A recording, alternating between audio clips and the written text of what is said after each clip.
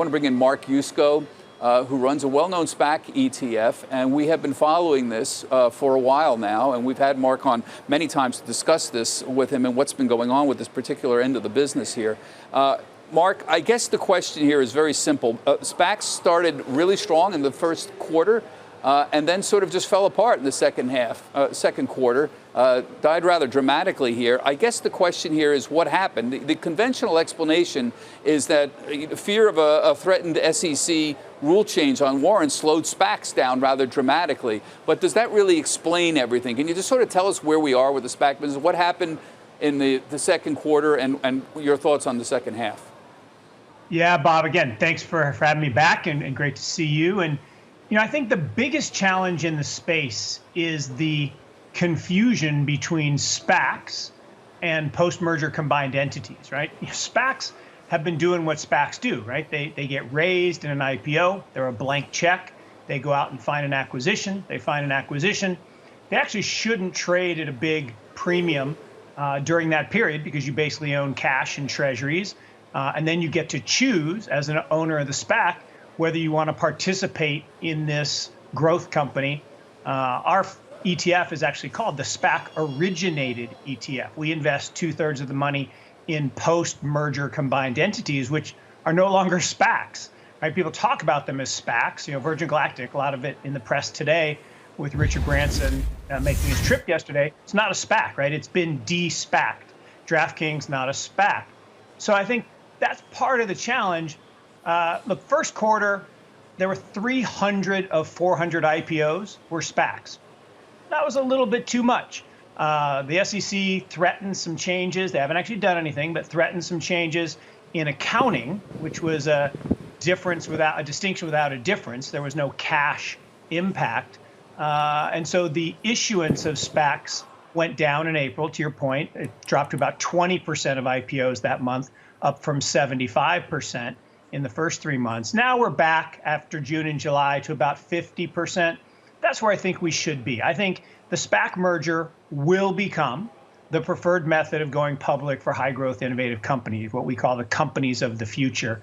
And I think that's where we are today. And I think if investors can differentiate between SPACs, which are pools of cash awaiting a deal, and post-merger combined entities, which is basically a way for the average investor, which has been locked out of late-stage venture capital for decades, because it was a walled garden where only the rich could play, you have a chance to build a portfolio of these companies of the future. And you have to look over decades, not days or weeks, when you're thinking about that, right? I always use Amazon, right? 24 years, public company. When was the right time to sell it?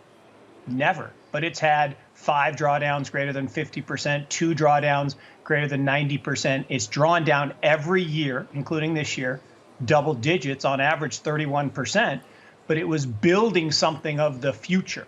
So that's what you want to do. You want to build a portfolio of these companies of the future. Yeah.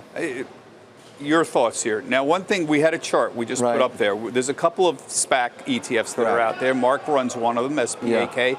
There's another one, SPCX, slightly different, that's been holding up a little better than the SPAC. Can you tell us the difference really there? Different. So I'm a big fan of both these products and Defiance for bringing this to light. It is 2 very different products, actually, as he enlightened to.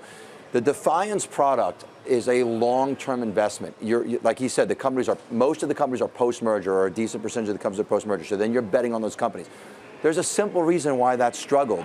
Valuations are too high. This is both of these are great tools to let the retail investor, or even the investor that's just simply not accredited, you can be experienced and not accredited, get the chance to get involved in something that's pre-IPO. However, we've had a long run in the last 10 years of companies taking too long to go public. So even whether they go IPO or whether they go SPAC, by the time they get there, the valuation's so sky high, especially in the last quarter, that you have underperformance past the merger. So if you have a long-term time horizon, by all means, then the Defiance. Yeah. The other product is quite simple. It's actively managed, and it can get rid of the holdings when they go at the merger. Now, if you notice the chart, it hasn't really moved. Right. But that will also have its time. I know that manager well, and what he's seeking to do is get the pop. Like if Stevie Cohen says, I'm coming with an ETF, there are pops in these things ahead of what they anticipate will be the company. Yeah. And the last point I want to bring up is... the key point you're right, making is SPCX is essentially pre-merger. Pre-merger, right. And SPAC is largely, right, not completely, post-merger. And what I like about both, since we're doing an ETF show, it's ETF. If you're talking about single stock risk, let's talk about single SPAC risk. And I'm sure Defiance would agree with me. There's plenty of it. Certainly there's risk in buying a SPAC before you even know the merger. So I would go that ETF. If you like a company after the merger, go ahead. But if you don't like a particular feeling, I like the Defiance. And Mark, the average deal size for SPACs, enlighten us, it continues to climb slowly. Is that a proxy for quality? Does that mean, I mean, obviously the concern people have here is a lot of stuff got public through SPACs. Yeah. 300, as you note. And people are concerned if we get a 10% downturn. Whether it's a traditional IPO or a SPAC, is absolutely a proxy for quality. And the size of the average SPAC has been rising. The size of the average IPO has been falling. And there is information content there. If you look at the portfolio of post-combined entity portfolio companies, on the whole, over the last 2 or 3 years, they have done extraordinarily well. I mean, one of the challenges is, look, 20 years ago, SPACs were the NIT tournament of investing. You didn't want to go there, right?